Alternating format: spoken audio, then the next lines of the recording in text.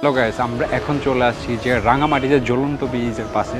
So আমরা যদি রাঙামাটির ঝুলন্ত ব্রিজের পাশে চলে আসার পরে এইখানে একটা সুন্দর একটা গেট চলে আসছে যে ঝুলন্ত ব্রিজ নামে। সো আপনারা দেখতেই পাচ্ছেন যে ঝুলন্ত ব্রিজ নামে ক্যাপেরিও আছে। সো আপনি যখন ঢুকবেন তখনই আপনি দেখতে পাবেন এখানে একটা গেট ঝুলন্ত ব্রিজের।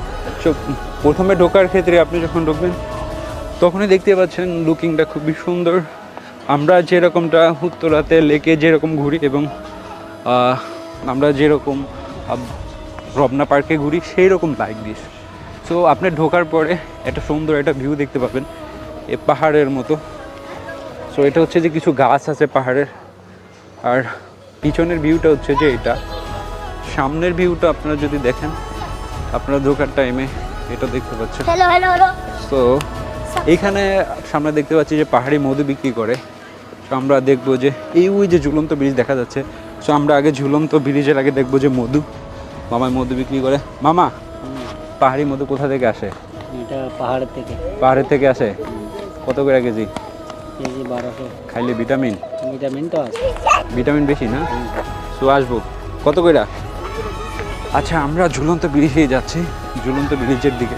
যখনই আমরা ঝুলন্ত ব্রিজের দিকে যাচ্ছি তখনই দেখতে পাচ্ছি সুন্দর একটা পরিবেশ, খোলামেলা। তো খোলামেলা পরিবেশটা যখনই দেখবেন তখন হচ্ছে আমরা দেখতে এই সিঁড়িটা অনেক সেন্সিটিভ, আপনি সাবধানে নামবেন, কেননা সাবধানে না নামলে এর আগে আমি যেটা দেখছি সেইখানে সাবধানে না নামার কারণে সে পড়ে গেছে। তো ঝুলন্ত ব্রিজের যাওয়ার আগে আপনারা দেখতেই পাচ্ছেন যে ঝুলন্ত ব্রিজটা, এইখানে ঝুলন্ত ব্রিজটা দুই পাশে একটা নদী, মাঝখানে একটা খাম্বা আছে। যে খাম্বা দিয়ে ঝুলন্ত ব্রিজটা নামকরণ করা হয়েছে মেবি। সবার উপরে আমার দেশ, বর্ডার বাংলাদেশ। এইখানে মেবি বর্ডার গার্ড বাংলাদেশের একটা অফিস আছে। এই পাশে লেকটা আছে, আর দুই পাশেই লেক, ওই পাশেও অনেক দূরে দেখা যায় পাহাড় এবং লেক। আপনারা দেখতেই পাচ্ছেন যে এটা হচ্ছে ঝুলন্ত ব্রিজ। ঝুলন্ত ব্রিজ আমরা যখনই ওখানে যাব শর্ট করে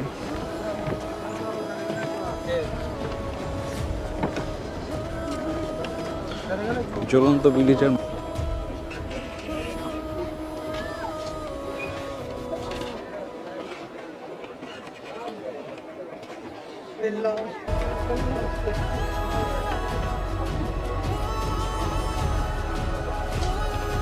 ঝুলন্ত একটা অনুভব ফিল করতেছি।